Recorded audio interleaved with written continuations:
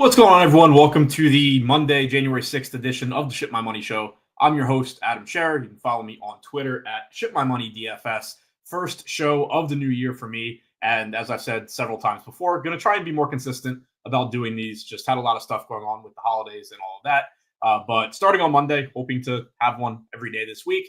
Appreciate you guys checking it out. And as always, going to go through game by game, looking at the exposures that I'm getting to, how I'd be playing the large field DraftKings tournament, which tonight is $5 buy-in, 100K to first. Also, just talking through each game, talking about rotations, how I see different plays, all of that. If you have questions, feel free to throw them in chat. I will try my best to answer them as I see them. We did get some news right before this show started, which is why I was slow getting started. But Ausar Thompson had been downgraded to questionable earlier. He is out, so we will once again get a different starting lineup for the Pistons. That game is at 7 p.m., so I'm not overly concerned with what that lineup's going to be. I'll talk about it more when we get to that game. For the sake of this show, I projected Malik Beasley to start in place of Thompson, but again, I don't think it's a huge deal since we will have this before lock. And I'll talk about that game there. So starting with the Suns and the Sixers, we do have news on the Suns here, not really injury related. Their injury report is pretty clean. Royce O'Neal is out. Everything else looks fine.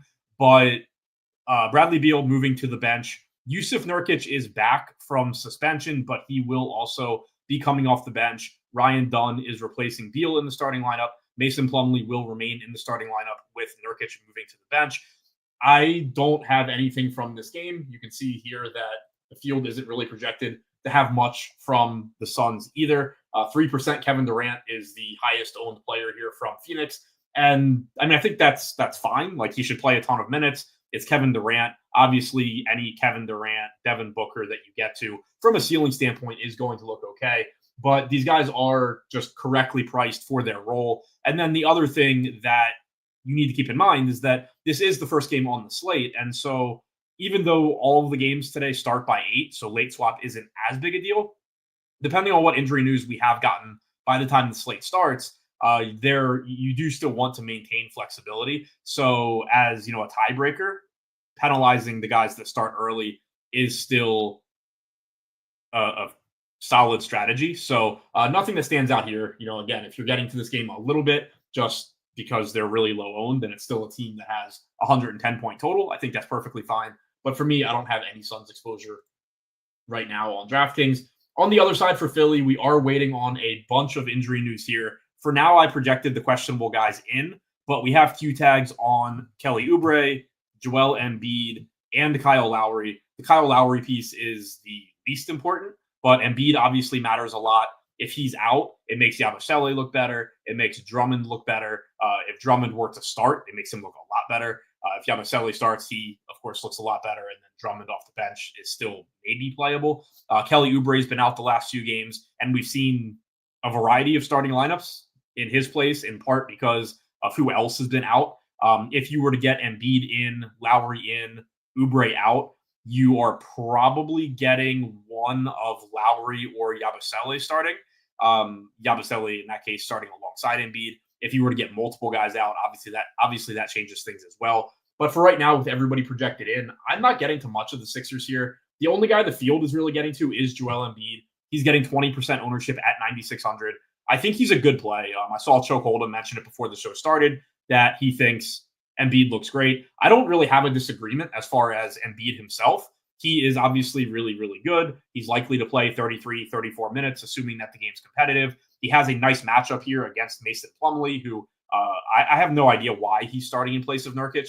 Like, I understand the change a little bit with Dunn replacing Beal. Beal hasn't been good this year. Dunn at least gives you a different type of player, a good defender. You already have Booker out there. You have Durant out there for scoring. Beal gives you a scorer off the bench. Like, I understand that change at least.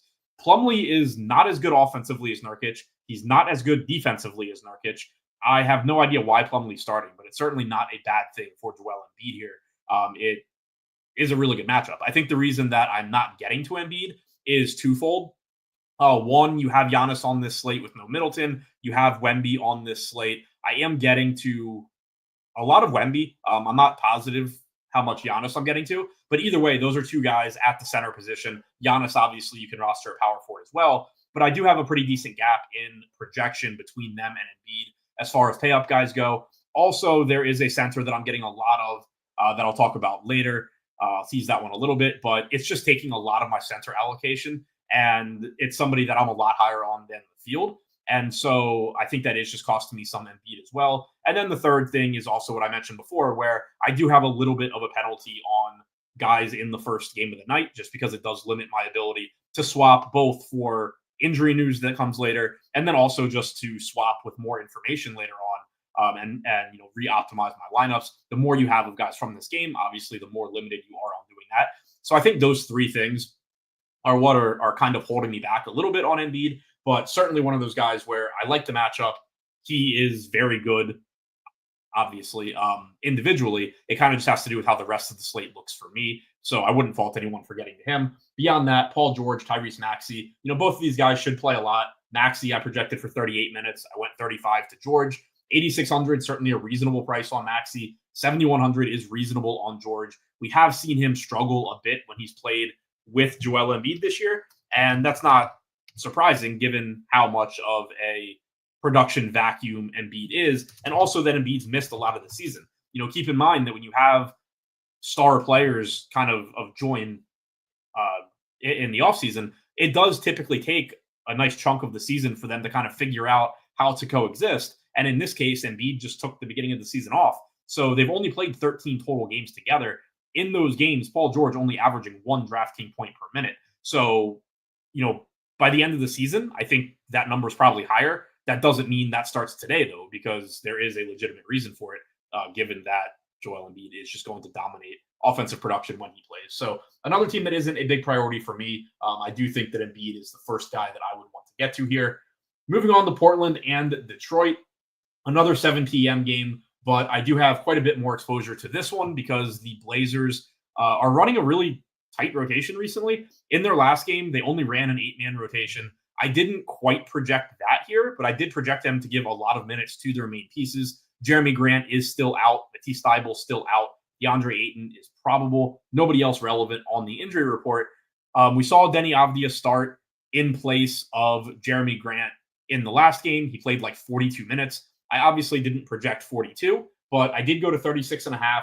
We have seen Avdia average like 37 minutes or so in his starts without Jeremy Grant this year. And like I said, last game you had Banton not on the injury report, still didn't play. Robert Williams not on the injury report, still didn't play. So I did project a handful of minutes to Banton here. I still didn't project anything to Williams. But even if Williams were to play a little bit, it's likely that Avdia plays a lot of minutes, just given that he can play multiple positions. It's very, very easy for him to step up and play a bigger role when anybody really in this lineup is out, Jeremy Grant in particular.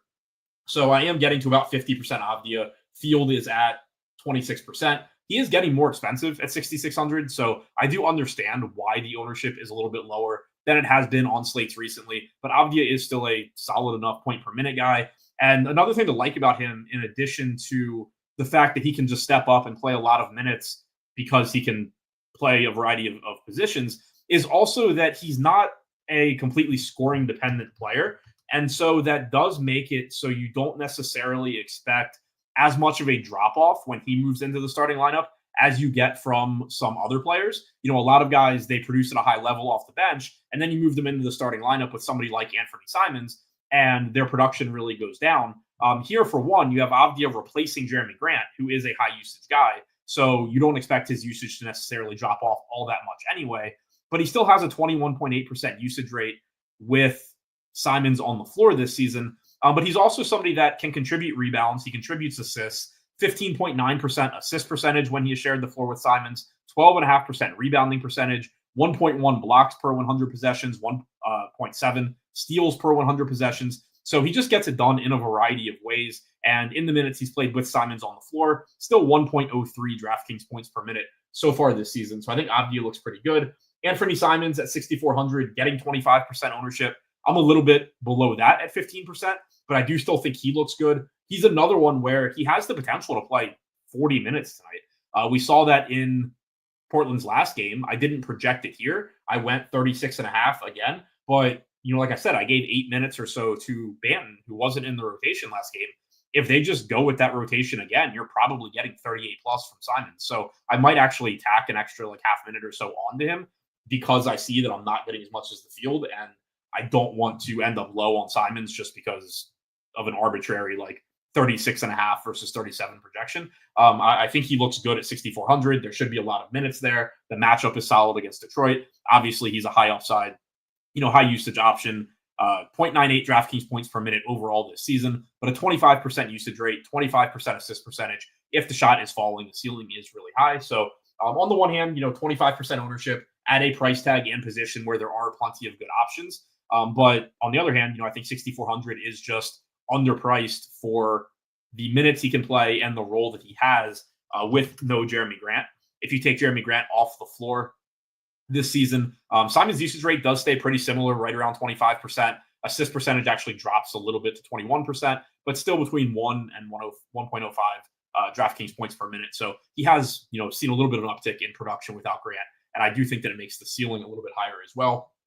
Kamara, 4,700, not a super exciting play, but again, somebody that's just likely to play a lot of minutes, sub 10% owned. I'm getting about 2x the field here at 14%. There are going to be a lot of interchangeable pieces like Kamara that, if you don't want to play him, you can just play somebody else. But I do think that these sub 5K Ford type guys are a pretty good way to try and differentiate on this slate, get to some of the low owned guys there, because there are so many good, relatively popular centers that I want to get to. There are so many good, relatively popular guards that I want to get to.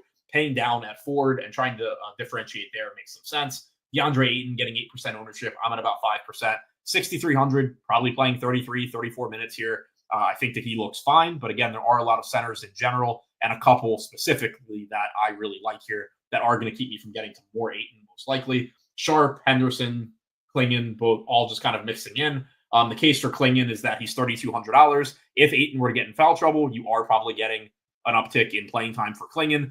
In these large field, and obviously on this show, I don't usually talk too specifically about the specific tournament that day because the show is always about the flagship tournament on DraftKings. But when you're talking about this $5, like 71,000, whatever it is, entry tournament versus even the $15, 18K or whatever, there is a really big difference in the size of the contest there.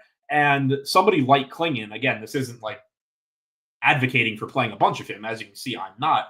But somebody like him does become more viable, even just going from those like 18,000 entry tournaments to the 70,000, because generally when you're considering just raw upside of a lineup, going stars and scrubs is going to be the highest upside approach, even if it doesn't give you the best median projection, because somebody like Klingon does have volatility on his minutes where if Ayton gets in foul trouble and Klingon plays, 20 minutes instead of 15, then he's like one of the most underpriced guys on the slate at 3,200. You're not projecting those 20 minutes, but it is in his range of outcomes. And if that happens, then, it makes getting to Giannis so much easier. It makes getting to Wemby easier, etc. And so when you're thinking about these massive field tournaments, the closer to like absolute ceiling does kind of become more important than it does even in your 20,000 person tournament. So again, I'm not getting to a lot of Klingon, but I did want to just kind of make that point about stars and scrubs lineups in these massive field tournaments versus your normal sized, like large field tournaments being even more viable. So something to keep in mind, especially if you are playing like one lineup or two lineups and you're kind of just looking at a lineup like, well, I think that I feel better about playing this lineup, but it's got like two 5K guys that it's really hard to envision them, either of them going for like 40 plus, or I could play a 3K guy and an 8K guy or 7K guy, however the math works out. And if the 3K guy happens to have a big game, then this lineup has a way higher ceiling. Like if you're playing one or two lineups and you're looking at a 2v2 like that, in the 70K entry tournament, I would lean toward the one that just gives you the highest raw ceiling and be willing to forego a little bit in the way of median projection, most likely. Moving on to the Detroit side, as I mentioned, Asar Thompson was ruled out in the 4:30 injury report. He started last game. 2 games ago, we had Wendell Moore start. I projected Beasley to start here. They could go back to Moore. I don't think it matters too much because if Wendell Moore starts, he's still kind of like just a placeholder guy. He played 15 or 16 minutes in that game that he started. It's still likely that you would get Beasley playing a lot of minutes and closing. So if we do get Beasley coming off the bench and somebody like Moore starting, I might take a minute or two off Beasley, but I would still think he's going to play plenty. Hardaway should be in the starting lineup playing 32 minutes or so at $4,200. So this is a spot where you can see I'm way over the field on Hardaway and Beasley right now.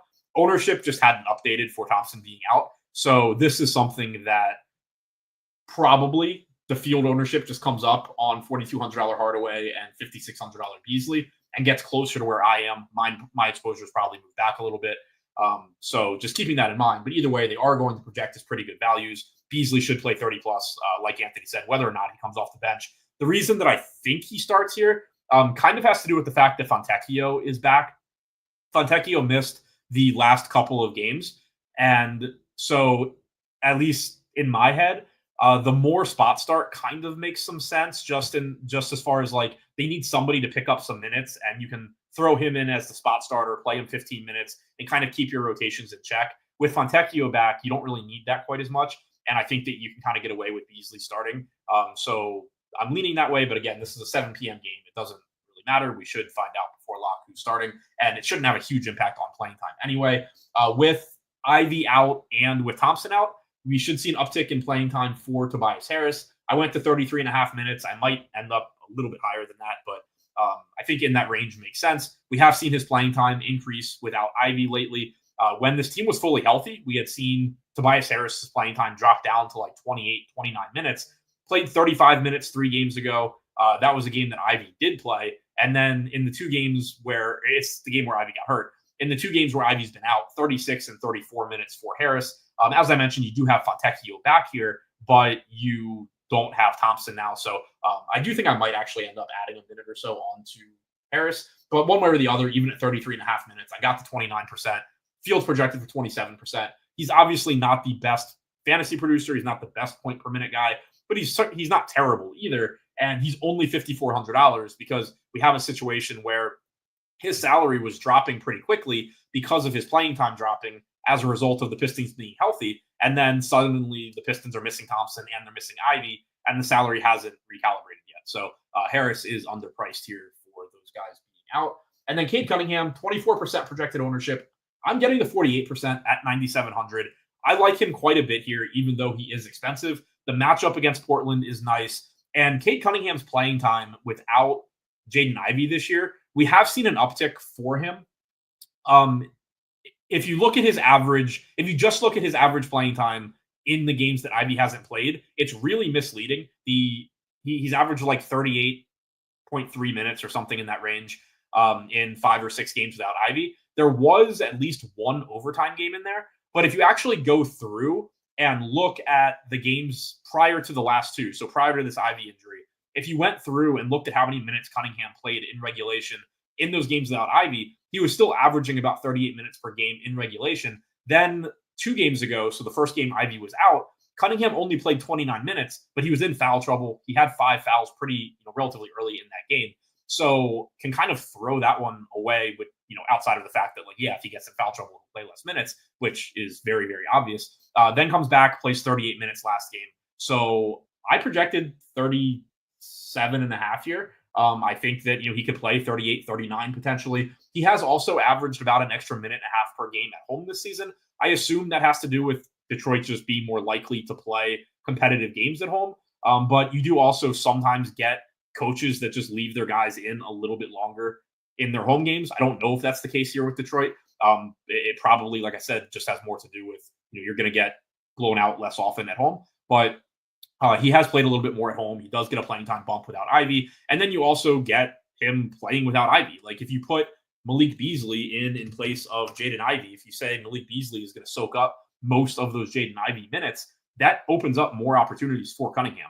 1.45 DraftKings points per minute without Ivy on the floor so far this season, 34% usage rate, 47% assist percentage.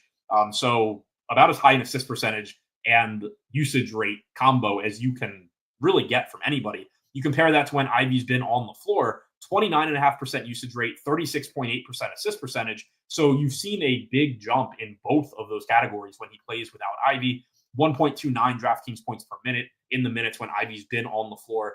one thing that you always want to look at when you're looking at on-off numbers is, if somebody gets a bump in usage with somebody off the floor, what happens to their assist percentage? Because generally those two numbers are going to be negatively correlated, and you might have somebody shooting more because his teammate's not on the floor, but he's not facilitating as much. He's not getting as many assists. And so from a fantasy standpoint, they can kind of cancel each other out. And you get a situation where maybe the ceiling is higher because he's shooting more, but his average production is pretty similar because there's just a trade-off between assists and scoring.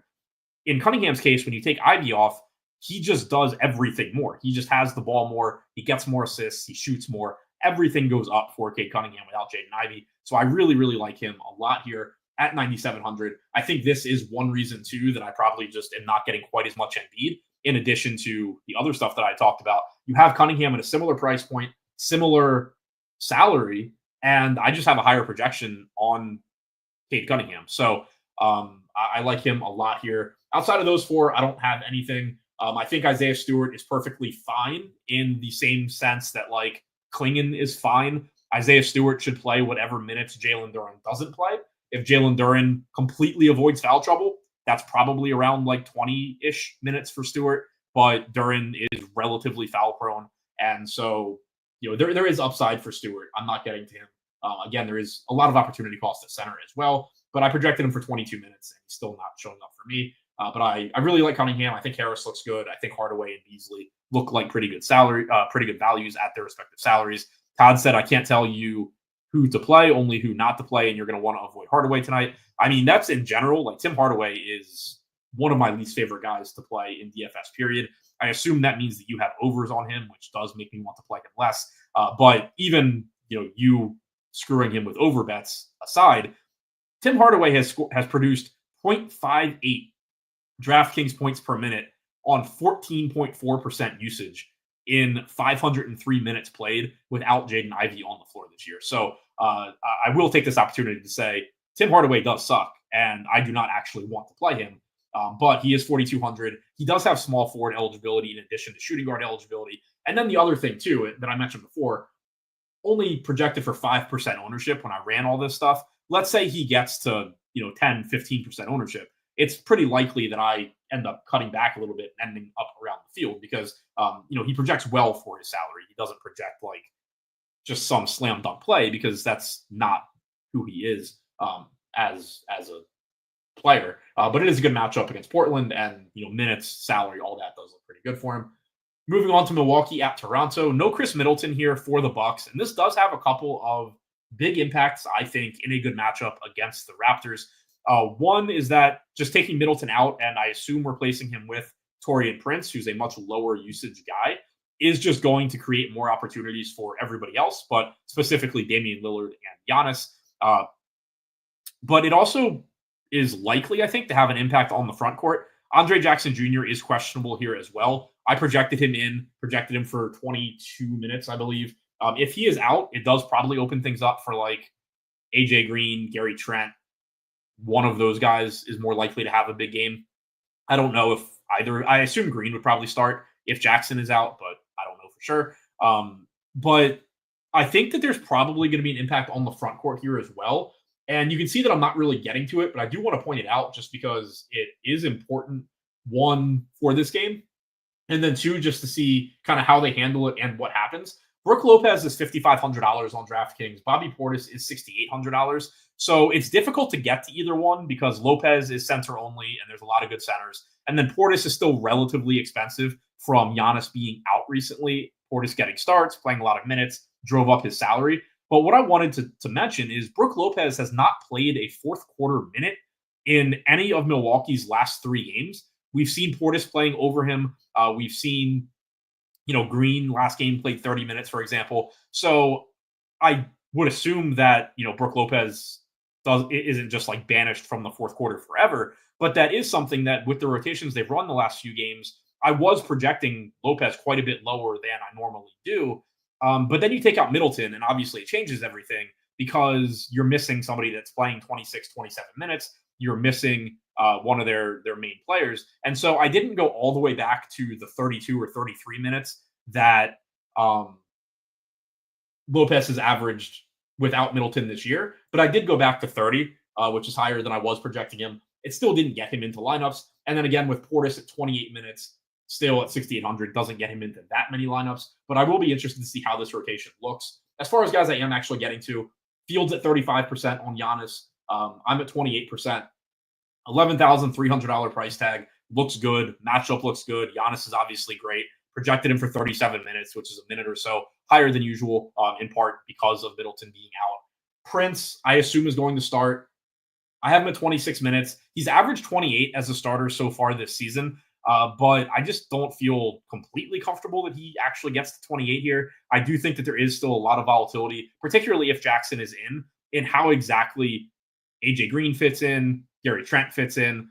So I think that Trent is a perfectly fine value, or Prince rather, is a perfectly fine value play. He is only $3,200. I might end up with a little bit more by the time the slate starts, because probably what happened too is if he's going to be 15% owned and Hardaway's going to be 4, it's going to push up Tim Hardaway. But then when that corrects and Tim Hardaway is actually like 10 or 15, then Hardaway starts to come back down for me and it pushes Prince back up. Clearly a good point per dollar value, not a very exciting guy to get to, not a high usage guy or anything like that, but 3,200 is too cheap for him, assuming that he is starting. Gary Trent, 3,300. This is another guy kind of similar to what I was saying about like Klingon, where in this case, I actually kind of wish I was getting more Gary Trent, because you can fit him in at shooting guard or small forward. And he's somebody where his playing time is really volatile, but if he's playing well, there is just more playing time for him. Like if Gary Trent is just knocking down threes, Doc Rivers probably isn't going to be like, okay, you're at 20 minutes, go back to the bench, you're done. It's probably going to be the game that Gary Trent plays 28 and AJ Green only plays 20 or something like that. So I do, especially when they're really, really cheap, like getting to relatively low-owned guys that kind of control their own destiny as far as their playing time goes. If Gary Trent's missing every 3, it doesn't matter to me if he plays 18 minutes or 30 minutes, because he's not scoring fantasy points anyway. But if he's making his threes and can find his way into more playing time, that very quickly becomes a tournament-winning play. So would actually like to have a bit more Trent than I do right now. I do think at 3,300, he is a pretty high upside option in these massive field tournaments, just because of how much volatility there is in his playing time and in his production. Dame, 8,700, pretty decent price tag for him, 8% owned. If I were playing Les Cunningham, I'd probably have a little bit more Dame. I do think that he looks fine here, but I'm just not getting too much of him. So Giannis looks like the priority here from Milwaukee. Prince, from a value standpoint, looks pretty good. On the other side for Toronto, RJ Barrett is questionable. If he is back, you suddenly have a pretty solid Toronto starting lineup with Quickly, Dick, Barrett, Barnes, and Pirtle. I assume Agbaji in that case would move to the bench. If Barrett remains out, then Agbaji probably still starting. But I projected him in for now and didn't get to too much Toronto, because you're starting to get a situation there, especially if Barrett is back, where from a ceiling standpoint, obviously any of like Barnes, Quickly, Barrett, Pirtle can have big games, but they cut into each other's playing time and the production enough that at relatively expensive salaries, it's hard to love any of them. I am getting to some 7K Quickly here. He's played 32 and 33 minutes in his first couple of games back. He's a good point per minute guy. He's not getting much ownership. This is, I think, a pretty solid mid-range guy to try and use as a contrarian play in large field tournaments, just because his ceiling is so high. But it's not like he projects as a great play from a median standpoint. Same can be said for Pirtle at 6,700, averaging about 32 minutes per game this season. He's been playing a little bit more than that lately. One thing that does kind of scare me with Pirtle, and I made this point a few weeks ago when Scotty Barnes came back, is that Pirtle is actually really good as a center at contributing fantasy points in a lot of ways. Rebounding, scoring, playmaking, like he gets some assists. And when you bring somebody like Barnes back that does all of that stuff, it is going to just kind of start eating into everything that Pirtle does. And then the same thing with RJ Barrett, who we've seen play a big role as a playmaker so far this year when Quickly was out. Now you have Quickly back too. Like, you are probably just going to see Pirtle not be as productive a point per minute guy. But at the same time, the better your offense is as a whole, you could argue, that there's efficiency gains and that can kind of balance out some loss of opportunities as well. So not any huge knock on Pirtle. I just kind of wanted to mention that. But getting to a little bit of Quickly, getting to a little bit of Pirtle, not getting to anything else here. Scotty Barnes is up to 9,500. I've been playing him a lot in general lately. Maybe get to him a little bit if Barrett is out, because I would add another minute or so onto Barnes. But also on this slate where I really like Cunningham. where you have Embiid at that price point, where you have some cheaper guards to get to, where I want to get to Giannis, where I want to get to Wemby. It gets pretty difficult to go to Scottie Barnes at that price, as good as he is. Orlando taking on the Knicks, second game of a back-to-back in New York. This is the only game on the slate that has a double-digit spread, I believe. The Indiana-Brooklyn game, I think, has been flirting with it, so that might be double digits too. But it is one of the only games, at least, I'm double checking now, that has a double digit spread. 10 points in the Indiana Brooklyn game, and then 12 points in this one. So it's the only one above 10 points right now. Not getting to much of anything from Orlando, with the exception of Cole Anthony. And the really big caveat here is that this is assuming that Cole Anthony starts. He's only $4,900, so somehow his salary dropped from yesterday. He didn't have a good game yesterday, but he did still play about 28 minutes. That's what I projected him for yesterday. That's what I projected him for today. We know that there is volatility with Cole Anthony just because Orlando doesn't really like playing him. But with the current version of Orlando, where you're missing Banchero, where you're missing Wagner, and then where now you're also missing Jalen Suggs, you actually need Cole Anthony to go out there and score points. A lot of the reason that he wasn't playing earlier in the year, even in situations where the industry really wanted him to be a thing, was that they just didn't need a scoring first guard that wasn't going to contribute much defensively. You had Suggs, you had one of Wagner or Banchero usually. So with all of these guys out now, Anthony does have a bigger role. Now, Anthony Black did what was available yesterday, but did not play. I don't know what to make of that. My guess is that they just didn't want to play him on both ends of the back-to-back, and that he's going to be in the rotation today. There is some chance that he starts. I actually thought he was going to start yesterday. If Anthony Black starts and Cole Anthony moves back to the bench, then obviously the interest in Cole Anthony drops because he still has upside at 4,900. If he gets hot off the bench, he can close and still play a lot of minutes. But clearly his projection goes down if he's coming off the bench because his minutes projection goes down. But if he's starting at 4,900, he's in 53% of my lineups right now. He's projected for 63% ownership. The ceiling is really, really high. He obviously can score at a high rate, and he's very cheap. Overall this season, 1.07 DraftKings points per minute. He just projects very well for that salary. It's not a great matchup. The argument against him would be that he is a really volatile player. It is an 8-game slate. And, if he just goes for 27 DraftKings points at 4,900 against 70,000 people, you have a really big leg up if you don't have him. The flip side to that, though, is if he goes for 38 at 4,900, you would just want him everywhere. So it's not difficult for him to just put up a really good score at 4,900. He's in about half my lineups, a little over half, closer to 2/3 for the field. Obviously, just looks really, really good overall if he is in the starting lineup. Other than that, I have nothing here. I have 1 out of 150 KCP lineups, I guess. He's 4,800. Can't even really make the case that he's a pivot to Cole Anthony, though, because of their different styles. Even if Kentavious Caldwell-Pope has a really good game, it probably just means he's knocking down a lot of threes. He's racking up some defensive stats, and it just doesn't matter. It's not like he's taking away from Cole Anthony. Somebody just said Embiid out, which obviously changes everything for this slate. Yeah, no Kyle Lowry, no Embiid. I don't see anything on Kelly Oubre. So Embiid out. We will need that starting lineup. It should make Yabusele look better. Let me go back and just check salaries here. So Drummond is 4,100. He's going to, at the very least, be playable. If he comes off the bench, you can play him in tournaments and just hope that he, double-doubles in 20 minutes. If he starts, he's in probably every lineup that you play. I don't really know how you would get away from a $4,100 Drummond. If he's starting, it would be a better play than Cole Anthony. So one or the other, Drummond's going to look good. It's just a matter of, is he a relatively low-owned, high-upside tournament play, or is he the absolute best play on the slate? So we'll need a starting lineup for that one. Yabusele at 4,300. He's going to look good as well. If he's starting, obviously he'll look better, but he does have power forward eligibility and should play a lot of minutes regardless. If he starts, obviously that's a good sign. If he comes off the bench, I would still expect him to be playing all of the backup center minutes and then probably a chunk of minutes alongside Drummond, especially if Oubre were to be out.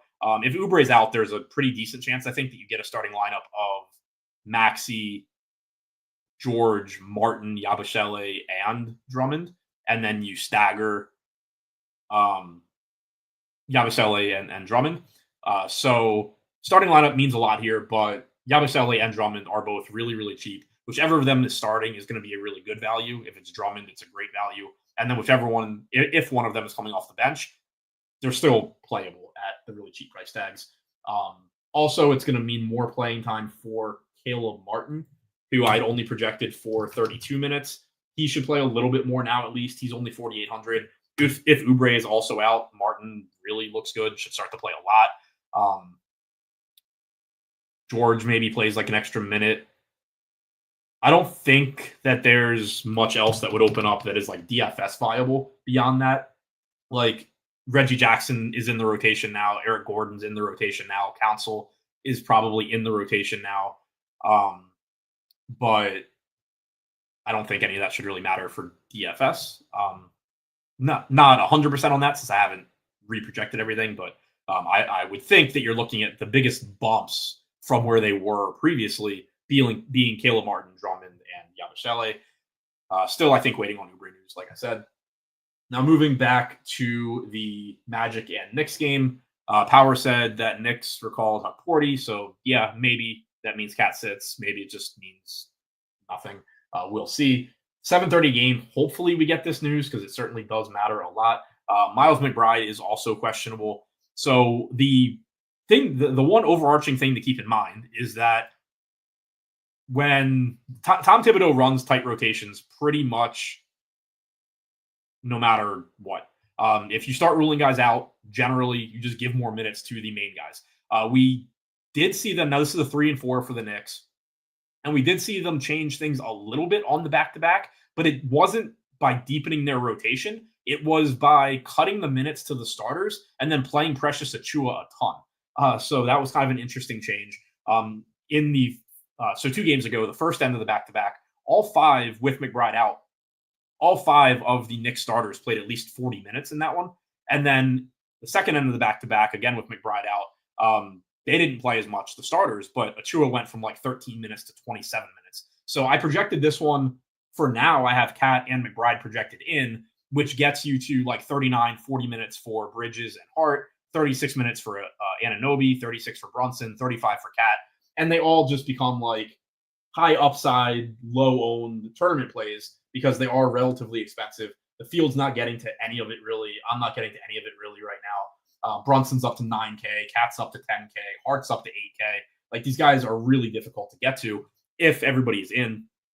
If Cat is out, you probably get Precious Achiuwa starting. Maybe you get Jericho Sims getting a fake start where Precious Achiuwa still just plays a bunch of minutes off the bench. But if Cat is out, Precious Achiuwa, 4,500 power forward eligibility, looks like a pretty good value. If McBride is out, then that does start to, again, probably mean more minutes for the wings for Jalen Brunson because it's not that likely that the response to McBride being out is to play Campaign a bunch of minutes or play Landry Shamet a bunch of minutes. It's probably to just play his main guys a bunch of minutes, like always. So if you get one or both of these guys ruled out, the Knicks do start to look a lot better. Right now, with them projected in, I really have no interest in this team at all. Also, I don't necessarily think there would be, outside of maybe Achiuwa, if Cat's out, I don't think there's any like best play on the slate or top 3 play on the slate type stuff opening up if guys are ruled out because the salaries have already adjusted. But it would be going from like, I don't know really how to get to any of these pieces to, okay, I can get to like 10% Josh Hart here at 8K. He's going to play 42 minutes or something stupid. I can get to some Jalen Brunson at 9K, but like it's not going to open up like Jalen Brunson enough to where I'm starting to want him over, say, Cade Cunningham, for example. So they go to from a team that I can't get to a secondary team, most likely for the most part, if guys get ruled out here. Indiana taking on Brooklyn. This game, as I mentioned before, does have a 10-game spread. Not a ton of ownership coming into this one. I have a couple of guys that I'm getting to. This isn't the center that I was referring to earlier, but it is one center that I do like quite a bit. as a contrarian option. That is, kind of cutting into other centers that I'm playing. Now, this will change if, for example, like Andre Drummond is starting, then I'm not really going to be fucking around with like mid-range centers at all. It's going to be like Andre Drummond plus Wemby. And, that's kind of going to be what I'm doing at center in a lot of lineups. I'll still be getting to these mid-range guys, but it does, if Drummond starts, change the roster construction quite a bit. But Miles Turner, I do think is interesting here. He's averaging 31 minutes per game for the season. That's how I projected him. But in competitive games lately, we have actually seen him playing a lot. Thomas Bryant is in the rotation, but hasn't been playing a full allotment of backup center minutes. You're seeing Obi Toppin get some backup center minutes. But in competitive games, you've been getting like low to mid 30s from Miles Turner. And at 6,400 and very, very little ownership, this is somebody that can just go get, 40, 45 fantasy points in his good games and make a difference. But again, as more value opens up, he just becomes less useful because you start going more stars and scrubs, the more value there is, obviously. But Turner at low ownership is interesting. Siakam, 6,900. Playing time hasn't been great lately. Did play 34 last game, but we've seen a lot of games where he's playing like 32 minutes, which isn't great. But the way that I view him is I'd be kind of surprised if by the end of the season, you're still just like, oh yeah, Pascal Siakam played 32 minutes a night this year. I think it's likely that you kind of just see some ebbs and flows in his playing time. And on a night-to-night basis, he does still have some upside. So as the salary is dropping, he does become interesting to me in tournaments because of the ceiling that he still offers, even if the median projection isn't great. Beyond that, McConnell, Nembhard, Mathurin, Toppin all showing up a little bit. Halliburton I didn't get to, but 2% owned. Same kind of thing at 8,400. He's certainly capable of big games. We just saw it a couple games ago at like 3% owned. He went for 70-something DraftKings points. Not expecting that often, clearly, but most of this team is just kind of in that boat where one of them can have a big game, but none of them project great. Turner and Siakam are the ones that look the best to me right now. Somebody asked, Stack and Relax said, can you do a quick showdown glance at the Sixers game? No, because I haven't done anything. Well, two reasons now. One, I haven't done anything to prep for it. Like, I don't know what pricing is. I don't really play NBA Showdown.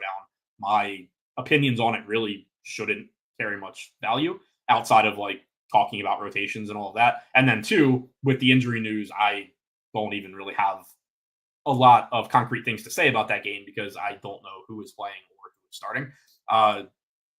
Patriotic Grind said, what tool are you using? This is SaberSim.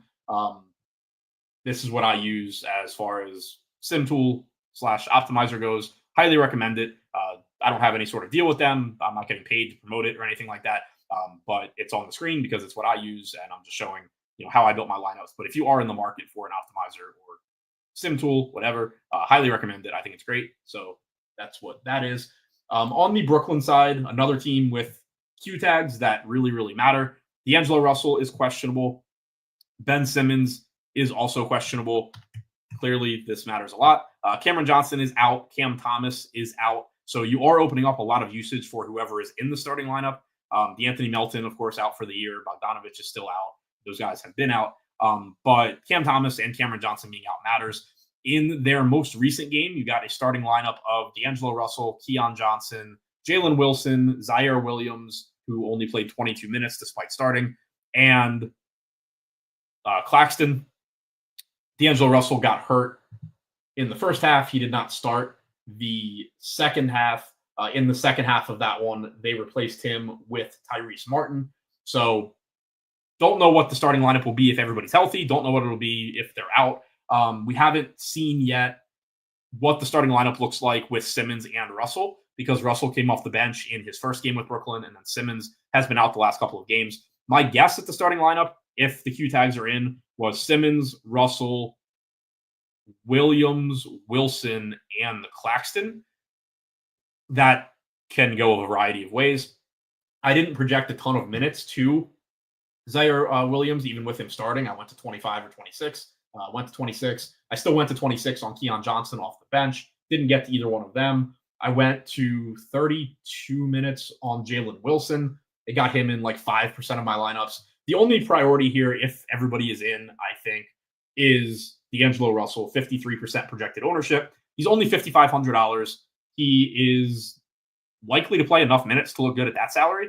I projected him for 30. We saw him play 14 in the first half last game. He had played 28 previously, I believe. But there's all kinds of production opportunities available here for him. He's one of the only guys on this team that can really start to step up and fill in for Cam Thomas and Cameron Johnson. So far, in a very limited sample, 67 minutes played with the Nets, 1.38 DraftKings points per minute, 51% assist percentage, 24% usage rate. If Simmons is in, I do expect the assist percentage to drop, but still plenty of usage. It's not like Ben Simmons is taking shots from D'Angelo Russell. We know that. Jalen Wilson, not a high usage guy. Keon Johnson, not a high usage guy. Zaire Williams, not a high usage guy. Nick Claxton, not a high usage guy. There's nobody on this team that is going to just come in and take shots away from D'Angelo Russell. So one way or the other, he's going to look pretty good. The only real conversation is how much of him do you want to get to in massive field tournaments when, 53% ownership in this case means like 39,000 lineups have D'Angelo Russell. That's the only real question is how much do you want? Same with Cole Anthony if he starts. But from a value standpoint, if Russell's in the lineup, one of the best on the slate. The Chosen Knicks said, what are your rules? It has nothing to do with players. It was just a minimum projection, maximum ownership that I wanted to use for the large field tournament because I just didn't want, you can obviously only create so many lineups to choose from. And so I just wanted to kind of filter out the ones that maybe project really well, but are like super popular, or for whatever reason, if I'm getting really low projected ones that I would never play. That's all it is. I don't have anything set as far as correlations go for the reason that Choke Hold'em said. If you're using a good sim tool, at least you don't have to worry about setting those rules too much because it should be handling them by accounting for sims. Daron Sharp getting some ownership when I ran this probably changes because of the Embiid news. 3,800 center only. He's perfectly fine. Point per dollar, good point per minute guy. Should probably play around 18 minutes, but has the potential to play more. Don't get thrown off by last game. He played 25 minutes in that one. That was a huge blowout loss to the Sixers. Now, granted, they could get blown out again today. It is a 10-point spread, but that was a huge blowout loss to the Sixers. Claxton only played 23 and a half minutes. So, I'm not expecting 25 minutes, but obviously it could happen. And he is a good point per minute guy. So there is upside, but you do also get that opportunity cost at center. And then again, like if Andre Drummond is starting at $300 more than Sharp, there's just no comparison as far as how they project. So I assume Sharp's ownership is going to come down a little bit. Cam said, do you think PG looks too cheap without Embiid? Yeah, I'm glad you brought that up because I was just mentioning playing time. Like that's what I was trying to go through in my head. But I had mentioned it when I talked about Paul George with the assumption that Embiid was in. Paul George, much, much better without Joel Embiid. So yeah, $7,100 Paul George with no Embiid is underpriced now. I'm glad you mentioned that because that is a really good point. So far this season without Embiid on the floor, Paul George, 1.2 DraftKings points per minute. That's compared to 1 DraftKings point per minute in the games he's played with Embiid. Tyrese Maxey, 1.25 DraftKings points per minute without Embiid on the floor. So yeah, Paul George does look like a much better play now than before. Chosen Nick said, do you adjust your correlation and sim diversity bar for Saber? Not usually, no. They've done a lot of back testing and stuff on it that I haven't and not particularly inclined to do. So I kind of just trust that it's doing what I need it to. So outside of situations where like I have a specific reason for doing it, I don't. Clebo just said D'Lo is out, D'Lo out, Ben Simmons out. So the Nets are really going to be a mess. Last game, so we have the same players available that we had last game for the second half last game, where they started Keon Johnson, Zaire Williams, Jalen Wilson, Tyrese Martin, and Claxton.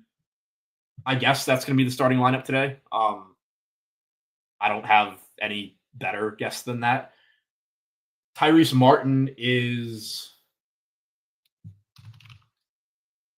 4K, shooting guard, small forward, so that's going to be another value piece. Again, this is just setting up as a real stars and scrubby slate now. And also from a positional standpoint, like this just makes it easy to pay up for the guards that you want, pay up for the centers you want, pay down to the guys like Hardaway, Martin, whatever, guys at like shooting guard, small forward type guys. So If Martin's starting, he's going to look fine from a point per dollar standpoint. I was really, really hoping these guys would play or at least not get ruled out till after the show, so I didn't have to say his name. But Tosin, I really don't remember how to pronounce his last name. He was on Memphis in the past. Ev Boman or something sort of in that ballpark. Played 21 minutes last game. I don't think he should matter too much, but he is 3,200. Maybe he plays enough to matter. Like, he's somebody you can at least throw a dart at in a 70K person tournament if you want to. Reese Beekman played 18 minutes last game. About 7 of that was garbage time. He was the last guy off the bench in the first half that played. In the second half, he subbed in at the same time as Tosin and Sharp. I assume you're going to get him as basically just a backup ball handler here, where he probably plays around 20-ish minutes, 20, 22 minutes.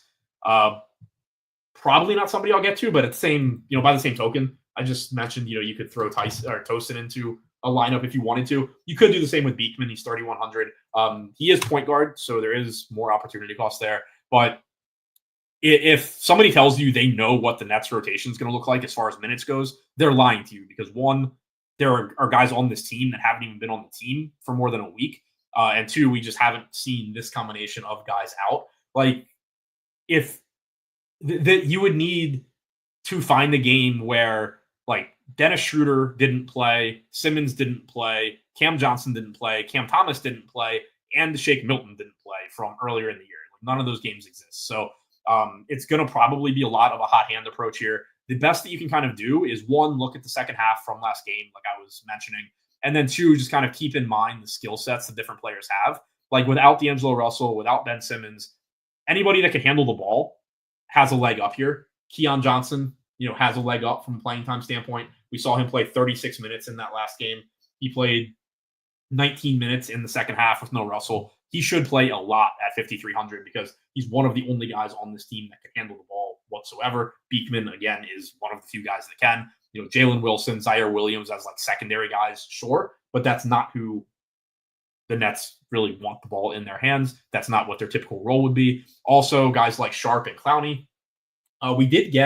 Claxton rather. We did get Sharp next to Claxton for a couple minutes last game, which is really weird. I wouldn't expect that to happen. So guys like Claxton and Sharp, they are fine in their own right, but they're not really the guys that you expect to benefit from other people being out, because they're not going to start creating their own shots. They're not going to start facilitating, and they're probably not going to really play minutes alongside each other. So the guys that are going to benefit the most here are your ball handlers, Keon Johnson specifically, and then just whatever wings can soak up minutes, like Tyrese Martin, for example. So,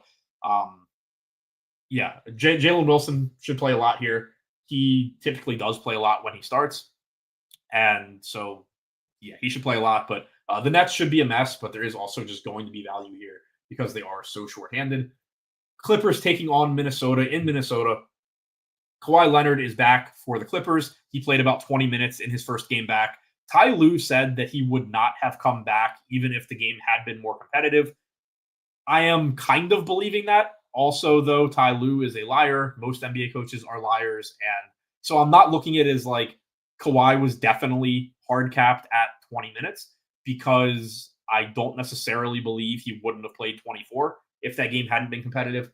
I projected 24 today. It doesn't really matter. It's not enough to get him into lineups. I'm not getting to anybody from this team because it's just an example of a team getting healthier and becoming really difficult to prioritize. Norm Powell's salary is up to 7K. I got him in a lineup. I assume he plays 36 minutes, but that's still down from where he was at previously when he was playing 40. Harden should play around 35 or so. One really interesting thing from the rotation last game, also Terrence Mann is back. One interesting thing from the rotation was that Chris Dunn just became a spot starter. He went from playing 32 minutes recently to he played 13. Amir Coffey played a bunch off the bench. I don't know if that continues. It is possible that it does. That Ty Lue just changes the playing time up because he likes Coffey on the floor with the guys that he's on the floor with now. He doesn't want Dunn out there as much, whatever. So that's something to pay attention to, but I don't think it really matters on the slate. On the Minnesota side, Josh Minott and Rob Dillingham are both questionable. If they are both out, it is a little bit of an uptick in playing time for like Alexander Walker. Probably not enough to really matter on this slate, though. If they are in, Minott is probably in the rotation, but doesn't matter too much. Jaden McDaniels getting 11% ownership at 4,200. I got to 23%. Just a little bit lower owned than some other guys in his price range. Has a similar range of outcomes to a lot of those guys. My exposure to him will come down, though, just as a result of all the news that we've gotten. Same goes for a 5K DiVincenzo. He's playing a lot of minutes. He was only getting 5% ownership, so he looked pretty good. Now, he's going to be behind Keon Johnson in projection, for example. So, I still think he's fine from an upside standpoint at low ownership, but he is just going to be hurt by the amount of value that opened up. Naz Reid, Julius Randle, Rudy Gobert combining for about 92 minutes, typically in the front court now. I think that any of those guys are fine. We have seen playing time trend up for Julius Randle. We've seen it trend down for Rudy Gobert, but the salaries have adjusted now too, to where Gobert is down to 5,700 and Randle is up to 7,500. So I don't think this is a team that ends up being a priority. I think it's another team that you just kind of mix and match. If you get to some $8,500 Anthony Edwards, that is pretty interesting, especially given all the value that has opened up now. It becomes less important that Anthony Edwards doesn't project that well from a median standpoint at 8,500, and it becomes more important that he can just go for 60. So maybe a little bit more Anthony Edwards now when I rerun stuff. Couple questions in chat. Wald said, do you prefer Drummond or Yabusele in a vacuum? Depends who's starting. If Drummond is starting, I think he's the best play on the slate. He's a really good point per minute guy. He's only 4,100. And if he's starting, he's probably playing like 26, 27 minutes. If Yabusele is starting ahead of him, then I prefer Yabusele because he's power forward eligible. He's probably playing like 32 minutes. And, the opportunity cost that comes with Drummond is real. Like, you could still play him, but I would just assume I don't have as much. So it really depends who's starting. If they're both starting, I prefer Drummond because he's the better point per minute guy. Can I rank Keon, Grimes, and Beasley? With the caveat that this is completely off the top of my head, because obviously I haven't projected them for their current situations. Probably Keon, Beasley, Grimes.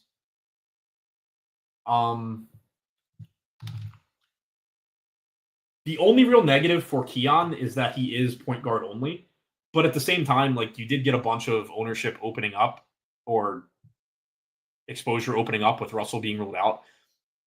Probably Keon first. Grimes playing time with Marshall back is a little bit more volatile than it has been. Paul said, how about Clowney? Clowney's in that mix with just everybody else. Clowney could start. And if Clowney starts, he probably plays 30 minutes. But if he comes off the bench, I have concerns about his playing time. He only played 6.5 minutes in the second half last game. That was when Russell didn't play. He played 18.5 minutes total. So if Clowney comes off the bench, he's kind of just in the bucket of let's hope that something random happens. If and I play him a little bit. If he starts, he probably plays around 30 minutes or so. He's 4,900 because he had been starting, so he's relatively expensive too. So I probably won't get to him if he comes off the bench. I'd probably get to him a little bit if he starts. San Antonio and Chicago. This is a game that I know I was getting a lot of. I assume I will still get a good amount of it, probably less than I was just because of everything else that's opened up. Wemby, very self-explanatory, 11K, center only. Those are the only two negatives. He's really expensive, and you have to roster him at the position that has the highest opportunity cost. But it's Wemby against a very weak defensively Chicago team. He looks great. I want as much as I can get. Really, really like him. Chris Paul, I was surprised how much I was getting to. But he is only 6K in a good matchup. Playing time's kind of come down a little bit lately, but we're not very far removed from seeing him, playing 34 minutes a night, basically. So kind of settling into around 30 minutes from a projection standpoint. I do assume that some of this now just starts turning into, Keon Johnson and guys like that. I think part of the reason I was getting a lot of him was I think there were a couple things driving him up. One, he's not that much more expensive than D'Angelo Russell. He's 11K more or 1,100 more than Cole Anthony. So you can kind of 2v2 Chris Paul and somebody else versus some Cole Anthony and D'Angelo Russell lineups and just get a much lower owned lineup that has a similar ceiling. Now, obviously, that's not as much of a consideration because of Russell being out. But One way or the other, Paul looks fine. Devin Vassell getting 29% ownership at 6,100. Shooting guard, small forward, so good positional eligibility. I wasn't getting as much as the field. I was kind of playing him at the same rate the field was playing CP3, and then playing Paul at a similar rate to Vassell. But individually, ownership aside, Vassell is obviously a good play. Jeremy Sohan's back at 5,900. Harrison Barnes, low owned. Contrarian plays, they're fine. But Wemby, the clear priority here. Vassell and Paul, I think, is the second tier of Spurs guys, and then kind of everything else. On the Chicago side, still no Dosunmu, so you should be getting a starting lineup that consists of Giddey, White, Levine, Williams, and Vooch. Keep in mind, if you're looking at recent minutes for the Bulls, that it's a little bit misleading. I actually projected this team way too aggressively at the first time I did it because I missed it. But they had an overtime game recently. So you had Levine out 3 games ago, which changed, obviously just increased playing time for some guys. And then you had an overtime game 2 games ago, which threw off minutes. I think it was 2 games ago, which threw off minutes. Or no, it was the Levine game on the 30th. So one way or the other, this team looks good, but just do be a little bit cautious if you're just kind of looking at game logs. But Patrick Williams, 4,800, only projected for 3% ownership. I kind of assume that changes and that my exposure to him comes down anyway because of everything that's happened. But Patrick Williams played 35 minutes in regulation last game. The game before that was a blowout. The game before that, you had the overtime game. But Patrick Williams isn't on any sort of minutes restriction anymore. He's not a great point per minute guy, but this is a pretty appealing game, massive total. If he's not going to get any ownership, I'm fine using him as a value option. Lonzo, 8% ownership. I'm getting 19%. I saw him mentioned a couple times in chat, and I agree. 4,200 is a very good price for him not being on a significant minutes restriction anymore. Point guard eligible only hurts, but sub 10% ownership on $4,200 Lonzo coming off of a game where he just played 25 minutes. He had played 26 in the game that went to overtime. So the game that went to overtime, you're not saying, oh, well, I think he plays 26 minutes a night now, but you're saying, oh, they physically let him play 26. Then last game he plays 25 in regulation. I think expecting 24 is very reasonable here. And if he got to 26, it wouldn't be shocking. We just saw it happen. So I do like the upside that he gives you at that price. Levine, Vooch, Giddey, the rest of the starting lineup, very low owned. If you get to them here and there, great. Ceiling is obviously high. But Patrick Williams and Lonzo Ball, the sub 5K guys, are the ones that I like the most to get to the most here from Chicago. Power said RJ Barrett is in and on a minutes restriction.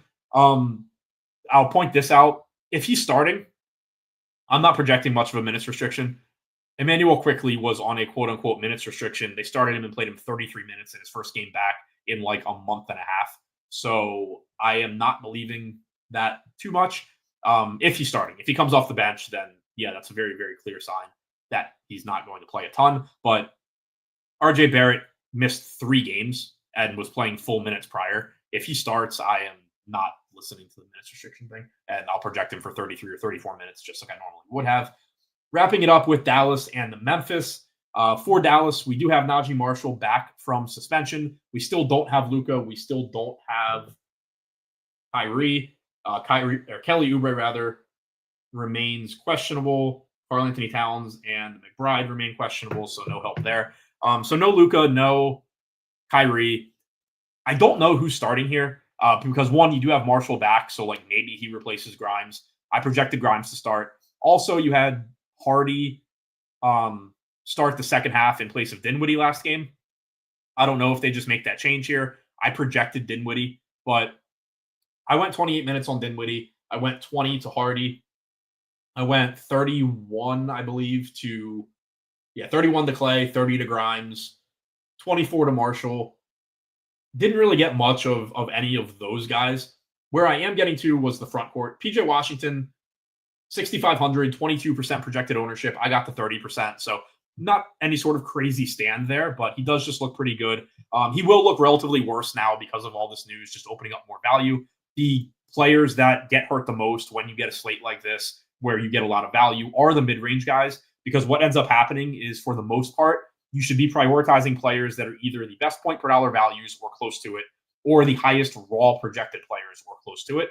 Point per dollar value for your mid-range guys and your top tier guys doesn't become all that important because you just have so much available value. It doesn't matter that some 7K guys projected for 5.5x and a different one's projected for 5x. They're basically the same play at that point. And so it starts to even out how much you should be playing of those guys. That'll probably happen to some extent for PJ Washington, but with no Kyrie, with no Luka, there is obviously a lot of production available for him on the offensive end. If you take both of those guys off the floor, he's about a fantasy point per minute guy this year, 22.5% usage rate, should play around 34 minutes or so. So I do think he's still a solid play, just not as good as when I ran this. Derek Lively, though, is the center that I've been hinting at a lot. Obviously, his relative value comes down for the same reason as everybody else's, especially if Drummond starts. I would still rather play $4,100 Drummond than $5,300 Lively. But I don't really understand why he's not more popular, or at least wasn't more popular when I ran this stuff before. His playing time has really been up lately if you kind of exclude the games where there were very obvious reasons that it wasn't. For example, he played 20 minutes against the Rockets in his first game back from injury. Prior to that game, Kid had said he's playing 16 to 18 minutes. He played 20. Then the next game, the most recent game, he said that Lively is not limited. Lively played 27 minutes in a game that was a blowout. If that game goes down to the wire, Lively's out there for 31 minutes. And that's really been the trend going back prior to his injury. If you pull up Lively's game logs, and again, I'm not recommending making plays based off game logs, but in this case, it's just going to give you a sense of the playing time he was getting. So since coming back from the games he missed, where he played 20 and 27 minutes, Christmas Day, he played 30. December 23rd, he played 16 minutes. That was a game where, one, he just played an unusually low number of minutes, but two, it was a massive blowout. So he lost minutes there. 28 against the Clippers in a 16-point game, 28 against the Clippers in a 23-point game. So would have probably played a little bit more had those games actually been competitive. 30 minutes against Golden State, 31 against OKC, 27 against the Raptors, 19 against Washington in a massive blowout, 32 against Memphis. If you go back through these games and just say, if this game is competitive, he's not in foul trouble and he doesn't get hurt, the industry is projecting 26 minutes, which is just putting a lot of weight on the blowout, foul trouble, mid-game injury stuff that I don't think is super likely, especially in a game with a 3 or 4 point spread. So I went 28 minutes here on Lively. That is a little bit higher than I've seen him projected other places. And he's a 1.1 fantasy point per minute guy, probably playing 28 plus minutes, barring foul trouble and blowout, and nobody wants to play him. This is, at least, as of when I ran everything, this is the biggest stand I was taking on the slate. I still assume I'm going to have a good amount of him. Although, like I said, it does become tougher, especially depending on that Sixers lineup, because if Drummond is starting, like I said, I would prefer Drummond. I think Lively would be a good pivot, but I would prefer Drummond. If I'm playing a bunch of Drummond Lively, then it means I'm not playing Wemby because I can't play all three of them. So it would clearly cut into Lively a lot. But one or the other, I think that Lively is a very good play at 53. On the other side here for Memphis, Desmond Bane is doubtful. John Morant is still out. Kennard was upgraded from out to questionable with a hamstring injury. I assume he's going to play for now.